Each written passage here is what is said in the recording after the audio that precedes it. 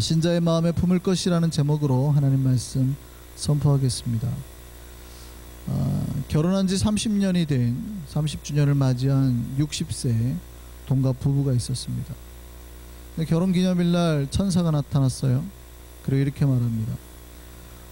소원을 한 가지씩 말씀하면 들어주겠습니다. 아내가 먼저 말했어요.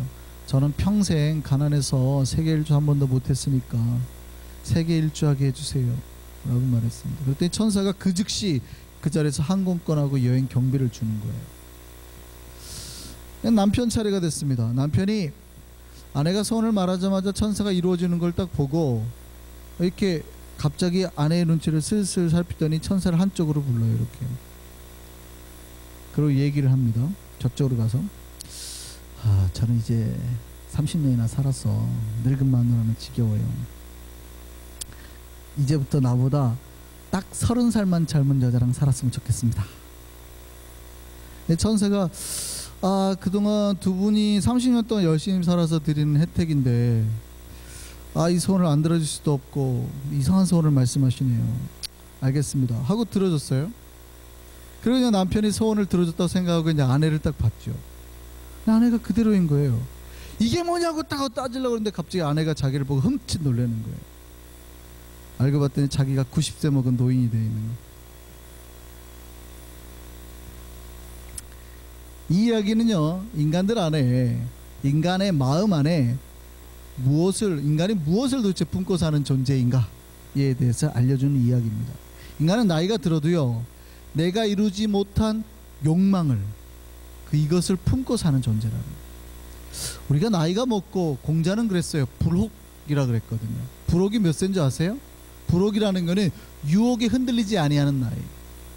이 나이가 되면 절대 어떠한 유혹에도 흔들리지 아니한다 그랬어요. 불혹이 몇 살인 줄 아세요? 40이요. 40. 마흔을 보고 이제 불혹이 됐다 그러거든요. 공자는 사람이 40세만 되면 어떠한 유혹에도 흔들리지 않을 거라고 생각을 한 거예요. 그런데 우리는 잘 알죠. 저는 아직 60이 되면 안 흔들릴 거라고 생각도 합니다만, 자, 60이 돼 보셨더니 이제 내 마음속의 욕망과 어떠한 욕심이 다 깨끗이 사라지시던가요? 아직 안 되신 분들은 잘 모르시죠. 아닌 거예요. 성경은 뭐라고 그러냐면 인간이라는 존재는 그렇지 않다. 인간은요, 나이가 들어도 그 안에 그 욕망을 버리지 못하고 사는 거예요. 근데 성경은 뭐라고 그래요? 신자는 뭐라고 그래요? 그 욕망을 버린 자들이에요.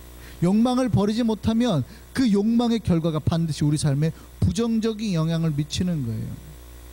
신자는요, 마찬가지입니다. 신자에게도 똑같이 신앙에도 이 역사가 그대로 일어납니다. 우리 안에 무엇을 품었는지 이것은 우리 삶에 그대로 나타나고 이것이 우리 삶에도 똑같이 영향을 미치게 되어 있는 거예요. 신자는 마음속에 무엇을 품고 사는 존재일까요?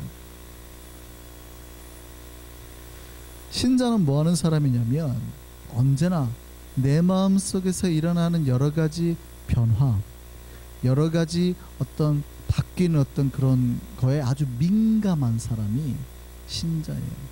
세상 사람들은 뭐에 민감한지 아세요? 환경에, 외모에 민감합니다. 뭐가 저 사람 옷이 뭐가 바뀌었네, 저 옷 좋아 보이네, 저 차 좋아 보이네. 바깥으로 드러나는 환경에 민감한 사람들이에요. 그리고 그거 바꾸라고 끊임없이 광고를 하잖아요. 집 바꾸면 애들이 이렇게 행복해합니다. 차 바꾸면 이렇게 삶의 질이 좋아집니다. 옷 바꿔오세요. 그렇게 사람이 멋있어 보입니다. 외모를 바꾸고 바깥을 바꾸는 거에 계속해서 광고를 쏟아요. 그런데 신앙은요, 제가 여러분 옷 바꾸라는 얘기 잘 안 하잖아요. 뭘 바꾸라고 그러죠? 끊임없이 마음을 점검하시라. 왜냐하면 성경은 신자들에게 항상 그 마음에 대해서, 지금 마음에 어떤 변화가 일어나는지 민감하셔야 돼요 라고 말하는 거예요. 성경은 언제나 마음 지키세요. 지금 마음 흔들려요. 세상 사람들은 성적이 떨어지고 수입이 줄고 나이가 들어서 병이 드는 거에는 민감한데요, 마음의 변화에는 민감하지 못해요.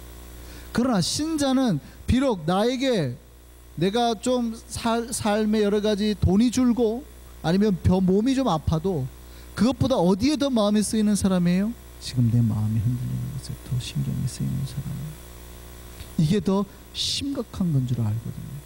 내 마음이 흔들리면, 내 마음에 욕망이 들어오고 내 마음에 욕심이 들어와 버리면 내 삶 전체가 송두리째 무너질 수 있다는 걸 알기 때문에. 빅토르 위고라는 유명한 작가가 있죠. 이 빅토르 위고가 쓴 책 중에 93라는 책이 있습니다. 그 책에 이런 내용이 있어요. 한 배가 폭풍을 만났습니다. 폭풍이 만나서 이렇게 휘청휘청 하는데 그 배의 선원들이요, 폭풍이 와서 두렵긴 하지만 절대 요동을 치지 않았대요. 이 정도 폭풍에는 이 배가 넘어지지 않을 거라는 걸 안 거예요. 근데 갑자기 이 배 밑에서 뭔가 쾅쾅쾅 소리가 나기 시작하는 거예요. 봤더니 뭐냐면 배에 싣고 가던 짐 중에서 큰 무거운 대포가 있었던 거예요. 근데 대포를 한쪽에 이제 잘 묶어놨는데 이게 이제 태풍 때문에 이게 흔들리니까 이게 이제 끈이 풀어져가지고 이쪽으로 기울면 이쪽으로서 쾅 부딪히고 저쪽으로서 저쪽으로 쾅 부딪히는 거예요. 근데 태풍이 몰아치는 날 그 대포를 다시 묶는 게 쉬울까요, 어려울까요? 네, 잘못하면 죽을 수 있는 거예요. 그런데 갑자기 선원들이 누구나 할 것 없이 다 뛰어가서 그 배를 묶는 작업에 다 목숨을 거는 거예요. 왜 그럴까요? 선원들은 지금 저 밭에 몰아치는 태풍은 하나도 안 무서워요. 근데 지금 이 배 안에 흔들리는 저 대포는 너무나 무서운 거예요. 왜요? 대포가 저렇게 흔들렸다가는 이 배가 금방 침몰할 거라는 걸 선원들은 너무나 잘 알았던 거예요. 지금 위험한 게 뭐예요? 바깥이 아니라 배 안에서 흔들리고 있는 거예요. 신자는 지금 자기 마음속에 뭐가 있는지, 그 마음속에 어떤 변화가 일어나는지 아주 민감한 사람들이에요. 지금 내가 욕망과 욕심의 마음이 물들어가고 있는지, 그런 것 때문에 내 마음이 흔들리고 있는지, 그것에 민감해서 혹시라도 그런 일이 있으면 빨리 다시 주님 앞에 나와서 기도하고 회개하고 흔들리는 그 마음 주님의 십자가에 다시 묶는 사람들이 신자예요. 우리 갈라디아서 2장 22절에서 24절까지 말씀 한번 보시죠. 같이 한번 크게 읽겠습니다. 오직 성령의 열매는 사랑과 희락과 화평과 오래 참음과 자비와 양성과 충성과 온유와 절제니 이 같은 것을 금지할 법이 없느니라. 우리가 잘 아는 성령의 9가지 열매죠. 근데 그 다음에 뭐라고 했는지 보세요. 그 다음에 그리스도 예수의 사람들은 육체와 함께 그 정욕과 탐심을 십자가에 못 박았느니라. 제가 십자가의 비밀을 설명을 드린 적이 있습니다. 많은 교인들이 십자가의 비밀에 대해서 잘못 배워요. 십자가를 처음에 우리가 교리교육을 받을 때 뭐라고 배우냐면 예수가 날 위해서 죽으신 곳, 이렇게 배운단 말이에요. 십자가가 예수가 날 위해서 죽으신 곳. 그래서 예수가 내 죄를 지시고 죽었으니 내 죄는 다 없어지고 나는 이제 자유하게 됐다. 이거를 믿는 게 기독교다, 이렇게 가르쳐요. 제가 말씀드렸죠. 이 교리가 정상적인 교리라고요, 잘못된 교리라고요? 잘못된 교리라고요. 아직도 이게 정상적으로 끄덕거리면 안 돼요. 그게 기독교가 아니에요. 제가 말씀드렸잖아요. 여러분, 예수님을 십자가에 못 박고 바라보는 사람들은 로마 군인들을, 예수님과 상관없는 사람들이에요. 성경에는 분명히 뭐라고 되어 있어요? 네가 예수와 함께, 내가 그리스도와 함께 십자가에 못 박혔나니, 이렇게 말하잖아요. 그러니까 기독교는 뭐냐면 예수가 날 위해 원래 누가 대신 죽어야 돼요? 내가 대신 죽어야 되는데 예수가 날 위해 대신 죽었다 그러잖아요. 근데 정확하게 말하면 날 위해 대신 죽은 게 아니라 예수와 내가 함께 십자가에 죽은 거예요. 그게 기독교입니다. 그래서 여러분이 예수와 함께 십자가에 죽었다는 증표로 받는 게 세례라니까요. 성경의 세례가 뭐라고 그래요? 세례는 원래는 물속에 집어넣었다 빼는 거죠. 이게 죽이는 거라니까요. 사람을 죽이고 다시 살리는 거예요. 그래서 기독교는 내가 예수와 함께 저 십자가에 죽었다 라고 고백하는 거예요. 예수가 죽은 걸 보고 감사하네, 이게 아니라 내가 예수와 함께 날마다 십자가에서 죽겠다 라고 고백하는 게 기독교란 말이죠. 그런데 거기에서 끝이 나면 안 되고 여러분이 예수와 함께 십자가에 여러분을 못 박을 때, 제가 옛날에 구약에 대해서 말씀드린 적이 있습니다. 번제든 화목제든 제사를 드리는 사람이 그 짐승을 가지고 왔을 때 짐승의 각을 뜨고 짐승을 다 자르는, 누가 한다고요? 제사장이 하는 게 아니라 제사를 드리러 온 사람이 하는 거예요. 소에다가 안수를 하는 것도 누가 하는 거예요? 제사를 드리러 온 사람. 여러분이 예수를 믿는다고 하는 것은 내 스스로 내 각을 떠서 예수와 함께 십자가에 못 박고 나를 같이 하나님께 드리는 거예요. 그런데 그때 말이죠, 그때 여러분이 육체만 못 박으면 안 돼요. 오늘 본문 다시 한번 보세요. 그리스도 예수의 사람들은 육체와 함께, 육체를 분명히 십자가에 못 박았다 그러죠. 육체와 함께 무엇도요? 우리의 마음, 우리의 마음 속에 있는 정욕과 탐심도 함께 십자가에 못 박았다.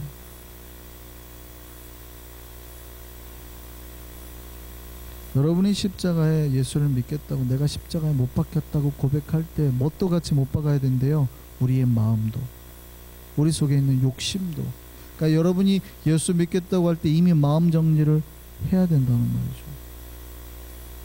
근데 많은 신자들이 이거를 잘 모르시는 것 같아요. 물론 예수도 잘못 믿는 것 같아요. 예수를 십자가에 못 박고 그냥 감사하다고 자기 행위가 막 살아요.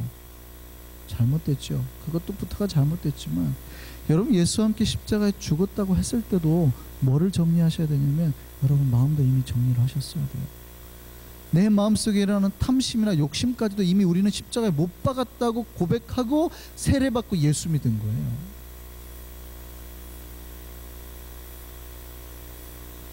그것들은 다 탐심과 정욕은 못 받고 우리 속에 뭐가 있대요? 우리 속에 뭐가 있대요? 오늘 갈라디아서 아까 5장 22절 말씀 뭐가 있대요? 우리 속에 사랑이나 희락이나 화평이나 오래 참음이나 자비나 양성이나 충성, 온유, 이런 게 있다는 거죠. 이게 신자의 마음 속에 있다는 거예요. 그러면 신자는 뭐 하는 사람이냐? 자기 마음 속에 있는 탐욕이나 그 정욕이나 탐심은 이미 십자가에 못 박아 버리고 다른 걸로, 사랑과 희락과 화평과 오래 참음, 자비, 양성, 충성으로 자기 마음을 채운 사람들이 신자란 말이죠. 그러면 신자와 신자가 만나면 뭐와 뭐의 교제예요? 사랑과 사랑의 교제, 화평과 화평의 교제, 자비와 자비의 교제, 이런 것들 아니에요? 신자와 신자가 만나면 그런 교제들이 이루어져야 되는 거예요.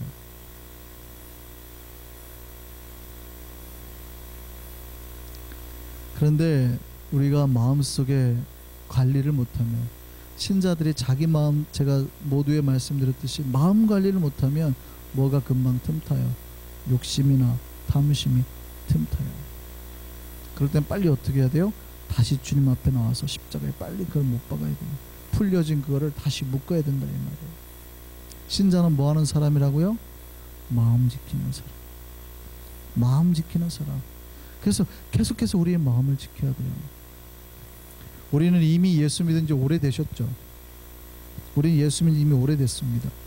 그러면 우리 마음속에 지금 뭐가 있을까요?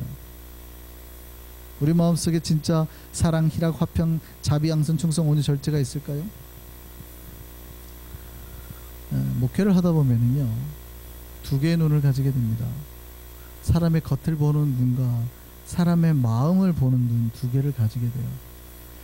제가 목회를 하면서 여러 목회자들을 만나고 또 여러 신자들을 만납니다. 어떤 이들 안에는 이 사랑이나 화평이나 뭐 온유나 자비나 이런 마음들이 있는 사람도 있어요. 근데 어떤 이들을 만나보면 분노나 시기나 질투나 욕망이나 탐심을 그대로 품고 사는 사람들이 참 많은 것 같습니다. 그런데 자기 마음 관리를 얼마나 안 하시는지, 그게 단순간에 내가 실수로 이렇게 나오는 게 아니라 오랜 시간 가는 것 같아요. 그러니까 한 번도 십자가에서 자기의 마음을 정리를 해본 적이 없는 것 같아요. 탐심도 그대로요, 욕망도 그대로요, 정욕도 그대로요, 시기와 분내는 것, 주님 앞에 그런 걸 가지고 고민해 본 적이 없는 사람들 같단 말이죠. 목사든 장로든 성도든 상관없이 뭐를 하지 않아요? 마음을 정리하자.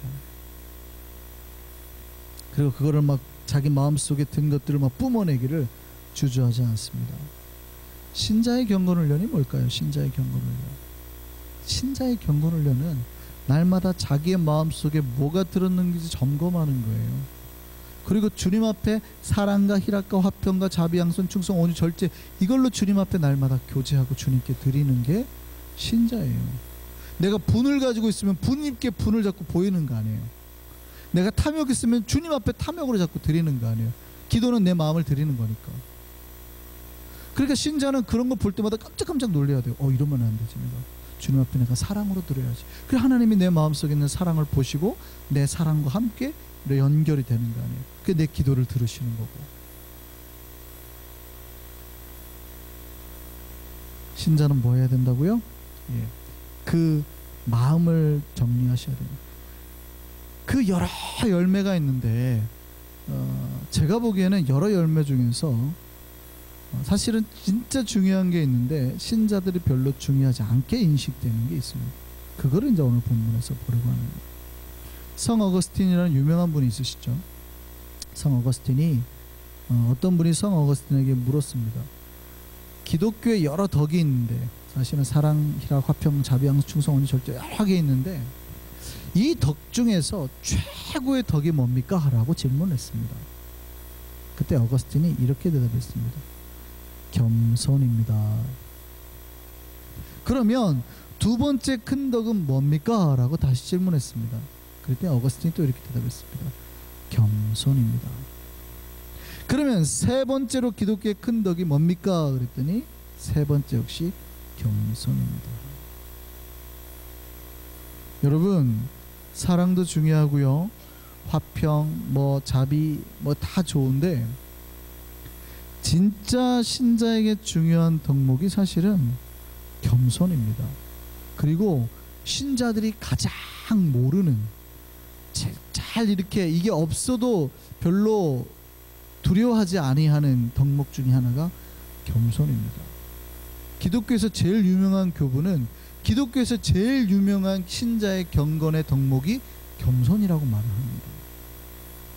크리스찬들은 겸손한 덕목이 많이 약해요. 겸손의 반대가 뭐예요?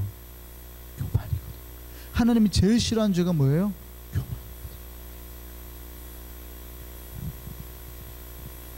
오늘 본문 5절에 바울이 이렇게 말합니다. 너희 안에 이 마음을 품으라. 이 마음이 그리스도 예수의 마음인데. 그러면 예수의 마음이 뭐예요? 우리 안에 이 마음을 품어야 되는 그 예수의 마음이 뭐예요?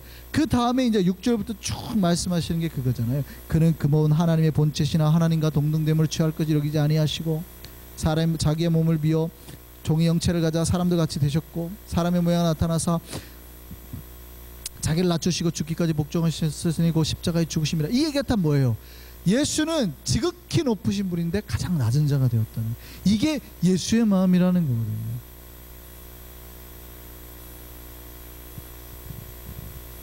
신자는 뭐하는 사람이래요? 이 낮아진 마음, 겸손의 마음, 이 예수의 마음을 품고 살아가는 자들이라는 거예요. 오늘 3절에 뭐라고 되어 있나 보실까요? 오늘 본문 3절 한번 같이 읽어보세요. 아무 일에든지 다툼이나 허영을 하지 말고 오직 무슨 마음으로? 겸손한 마음으로. 이게 예수 그리스도의 마음이라는 거죠. 겸손한 마음의 특징이 뭐예요? 나보다 다른 사람을 낮게 여기고 더 베러하고 더 좋게 여긴다는 거예요. 신자는 항상 저 사람이 나보다 나을 거라는 생각을 가져야 된다. 그런데 제가 뉴욕에 와서 제일 많이 놀란 거예요. 제가 뉴욕에 와서 꽤 많이 놀라는 거예요. 뉴욕에는 한국에서 한 자리 했던 사람들 다 뉴욕에 있더라고요.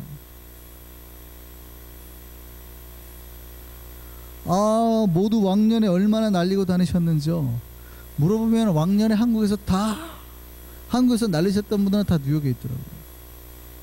만나서 얘기를 해보면 목이 얼마나 고든지, 성경에서 말하는 목이 고든 백성은 다 뉴욕에 있는 것 같습니다. 그러니까 우선 기가 죽기 싫은지 뉴욕에 계신 분들은 우선 큰 소리부터 치고 보시더라고요. 그게 봐, 내가 옛날에 뭐 이런.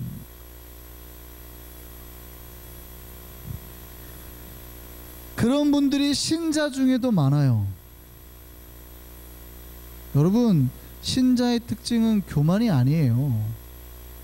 예수를 만났다면, 예수를 만난 그 마음을 품었다면 어떻게 된다고요? 겸손이라니까요. 이 마음을 품으라잖아요. 오직 겸손한 마음으로 너희 안에 이 마음을 품으라. 이것이 그리스도 예수의 마음이라고 그러잖아요. 알아도 모르는 척.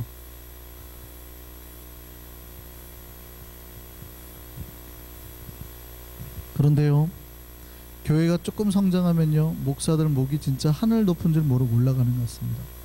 사실은 뭐 목사뿐만이 아니라 장로도 마찬가지고요, 성도도 마찬가지고, 돈이 좀 있거나 그러면 정말 자랑할 게 도대체 뭐가 그렇게 많아요. 그런데 사람들 만나면 자기 자랑하느라고 바쁩니다. 목사도 그렇고 자기 신앙이 어땠는지, 장로님들도 마찬가지고, 내가 과거에 어떻게 신앙생활했는지 자랑하기 바쁩니다. 만나면 겸손히 말씀을 듣고 기도를 해달라고 해야 되는데, 저는 기도를 요청하는 신자는 별로 만나보지 못했습니다.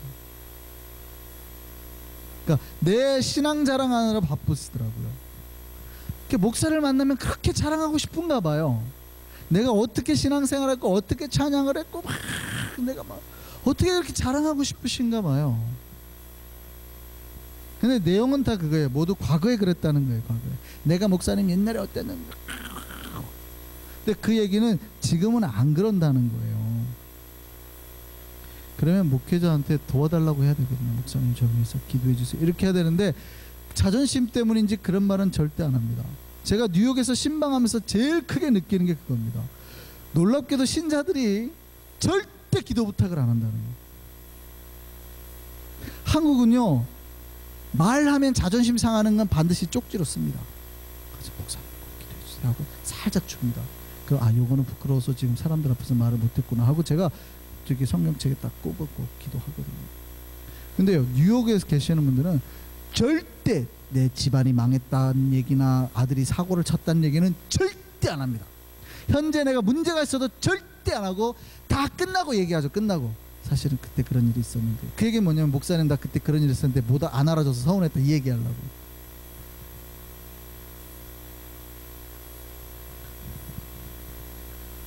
희한한 거예요. 제가 보기에는 이미 문제가 있는 줄 알거든요. 알고 물어보는데도 혹시 요즘에 기도부터 할 거 없어요 하는데도 절대 안 합니다.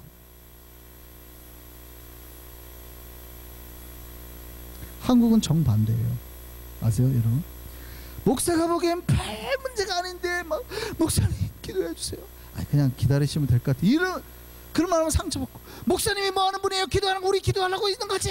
목사님 그리고 꼭 그 기도를 그러면 교회에서 합시다. 아니 꼭 우리 집에 가서 해야 된다고. 지금 우리 집안에 막 우리 딸이 막 꼭 우리 집에 아니 그거는 여기서 기도해도 돼요. 아니 우리 집에 가서 해야 돼요.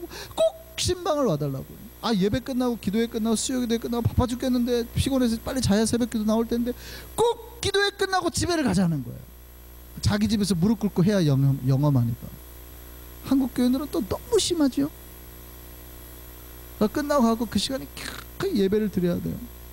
기도만 하면 나오면 또 막 서운하다고, 말씀도 하나 읽어주라고, 찬송도 하나는 해야 된다고.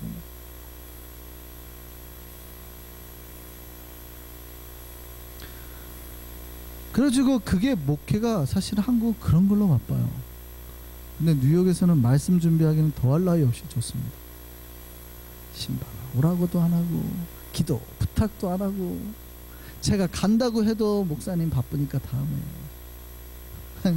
5년 동안 저 신방 한 번도 안 받으신 분이 우리 교회에 있다니까요. 제가 봄철 대신방을 합니다 해도 아직까지 단 한 번도 안 받으신 분이 있어요. 제발 받자. 목사 신방 받아서 손해날 게 뭐냐, 기도 받아서 손해날 게 뭐냐 해도 절대 당신은 못 옵니다. 기도 부탁을 안 해요. 왜 그러냐 그러면 자존심 때문에 그러는 것 같아요. 뉴욕에 계신 분들은 의외로 자존심이 있어요. 그러니까 자기를 자랑하는 것도 자존심 때문이에요.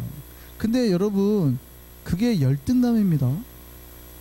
열등감이 없는 사람은 그런 얘기를 안 합니다. 아, 목사님 이렇게 힘든 것도 좀 있고요. 그게 오히려 열등감 없는 사람들의 특징이거든요. 근데 열등감 있는 사람들의 특징이 절대 자기 잘못 하나도 얘기 안 합니다. 왜냐면 말하면 그걸로 내가 어떻게 꼬투리라도 잡힐까 봐. 그게 열등감이에요. 목사는 알거든요. 저분 열등감에 시달려 산다. 어떡하냐 저. 구원이라는 거는 우리를 붙잡고 있는 모든 죄와 우리를 내면이나 심적으로 잡고 있는 모든 것으로부터 해방해야 돼요. 근데 그 양반 지금 완전한 구원의 상태 가운데 못 있잖아요. 내면에 막 그 자존심과 열등감 속에서 막 이렇게 사는 거거든요. 목사는 그것까지도 좀 풀어주고 싶은데 그걸 못 하는 거예요. 목사한테도 말을 못 해요. 목사 말하고 다닐까 봐. 그러니 어떻게 역사가 일어나겠냐고요. 주의 종의 기도조차도 받지 못하는데 어떻게 역사가 일어나겠냐고요. 여러분, 교만해서 그러는 거예요. 하나님 앞에서는 겸손해야 돼요. 내 자존심 세울 때가 아니에요. 겸손해야 된다고. 주님 앞에 솔직해야 된다고. 여러분, 기독교에서 겸손의 덕목이 얼마나 중요한지 아세요? 여러분, 하나님이 겸손한 자를 구원하십니다. 에이, 목사님 믿는 자를 구원하시지 왜 갑자기 이상한 말씀하세요? 시편 149편 4절 말씀 보시죠. 같이 읽겠습니다. 여호와께서는 자기 백성을 기뻐하시며 그 다음에요, 겸손한 자를 구원으로 아름답게 하십니다. 누구를 구원하신다고요? 겸손한 자. 여러분, 우리가 교만하면 하나님 앞에 은혜도 못 받지만 사실은 구원에서도 먼 상태예요. 그런데 우리가 지금 구원을 못 받았다는 얘기를 하려고 하는 게 아니에요.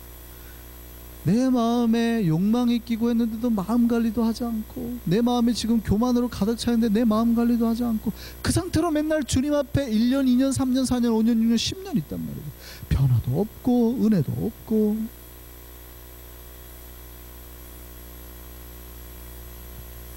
여러분, 겸손하셔야 됩니다. 우리 마음 좀 지켰으면 좋겠습니다. 예수님을 닮아가면 예수님처럼 낮아진 마음을 가지게 되고요, 예수님처럼 겸손하고 온유한 자가 되는 거예요. 근데 왜 신자들이 겸손하고 온유하지 못하고 교만하고 거칠까요?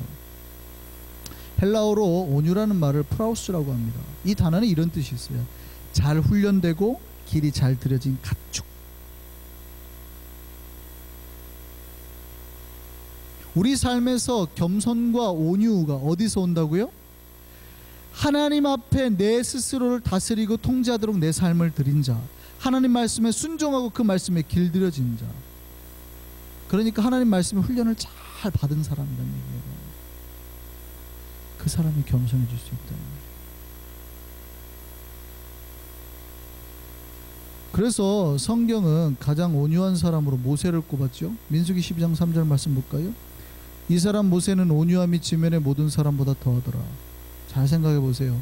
모세가 온유한 사람이에요? 아니에요? 아니죠. 모세는요, 얼마나 성질이 급하냐면 뭐라? 하고 사람을 죽여버린단 말이죠. 내 동족을 때려? 하고 죽여버린단 말이죠. 죽고 바로 흙 속에 파묻어버려요. 그리고 잡힐까봐 튀어! 미디안 강야로 튀는. 성질이 그렇게 못됐어요. 얼마나 교만하고 얼마나 지독하냐면, 제가 언제 설교 말씀 드린 적이 있는데, 하나님이 이제 내가 너를 불러서 떨기나무 가운데 이집트로 가라 그러잖아요. 모세가 갑니까 안 갑니까? 아, 나 못 갑니다 하나님. 아, 나 못 갑니다. 하나님 증거를 보여주잖아요. 손 넣어봐, 빼봐, 문둥병에 걸려요. 또 넣어봐, 빼봐, 깨끗이 나와요. 보였지? 내가 이런 하나님이야. 갈 거지? 갈까요 안 갈까요? 안 갑니다. 아, 저 못 가요. 그러니까 그럼 지팡이 던져봐, 뱀으로 변해요. 다시 잡아봐, 꼬리 잡았더니 다시 지팡이가 돼요. 봤지? 내가 이런 하나님이라니까. 그래도 갈 거지? 못 간대요. 아, 저 못 가요. 저 말 못하니까. 아, 저 말 못해요. 저 말 못해서. 하나님 아무리 말해도 저 가서 말 못해요. 하나님 화나시잖아요. 그럼 네 말 잘하는 형 아론을 데려가. 그런데 재밌는 게 있어요. 그런데 재밌는 게, 그렇게 하고 모세가 이집트로 내려가는 중에 많은 신자들이 그 파트를 잘 모르시는데, 하나님이 갑자기 모세를 죽이려 하는 장면이 나옵니다. 근데 아내 십보라가 갑자기 모세를 살리죠. 아들의 포피를 베가지고 던져요. 그러니까 모세가 아들 할례도 안 했다는 거예요. 하나님 앞에 헌신하기 싫어서, 하나님의 백성으로 살기 싫어서 가족들이 다 어거지로 끌려 내려가는 거예요. 그러니까 하나님이 너무 화가 나니까 모세를 죽이려고 그랬어요. 그런 사람이 민수기에는 뭐라고 말하냐면, 이 사람 온유는 지상에 있는 모든 사람 중에서 가장 뛰어난 사람이에요. 아니, 그렇게 성질 고약하고 못됐던 교만한 모세가 어떻게 그렇게 바뀌었을까요? 훈련으로. 나중에 어떻게 돼요? 아내 십보라가 죽고 구스 여인은 흑인이에요. 피부색 다른 여자를 데려오니까 누가 비난해요? 형제가, 아론과 누나 미리암이 저 정신 못 차렸다고, 저 이방 여자들이 저 지도자가 저 모양이라고 막 비방을 했는데요. 그 어떠한 것도 마음이 흔들리지 않아요. 그 다음에 나오는 말이 이거예요. 이 사람 모세는 온유함이 지면의 모든 사람보다 더하더라. 왜요? 왜 모세가 이렇게 온유한 사람이 될까요? 왜 모세가 이렇게 교만하지 않고 하나님 앞에서 잘 이런 온유와 겸손한 가운데 살았을까요? 훈련되어졌기 때문이에요. 점점 광야 생활을 통해서 하나님 말씀 가운데 훈련되어졌기 때문에.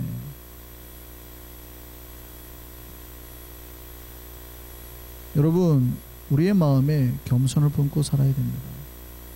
그런데 우리가 어떻게 이 겸손을 날마다 품고 살 수 있을까요? 주님 말씀 붙들고 여러분 훈련 받으셔야 돼요. 하나님 말씀으로 정말 나를 깎고 또 단련하고 또 기도하면서, 그런 사람만이 주님 앞에서 진짜 겸손하게 나아갈 수 있다는 거죠. 누가 예수님처럼 겸손할 수 있습니까? 처음에 예수 믿은 상태, 그 상태 은혜로 버티는 사람이요? 아니요. 매일매일 예수의 마음을 품기 위해서 기도하며 주님 앞에 무릎 꿇고 나를 훈련하는, 내 마음을 지키는 사람이에요. 정말 이 낮아짐과 겸손을 훈련할 수 있는 저와 여러분 되기를 바랍니다. 주의 말씀을 품고 주님처럼 낮아지는 삶을 사는 진짜 크리스천으로 살아가는 저와 여러분 되기를 소망합니다.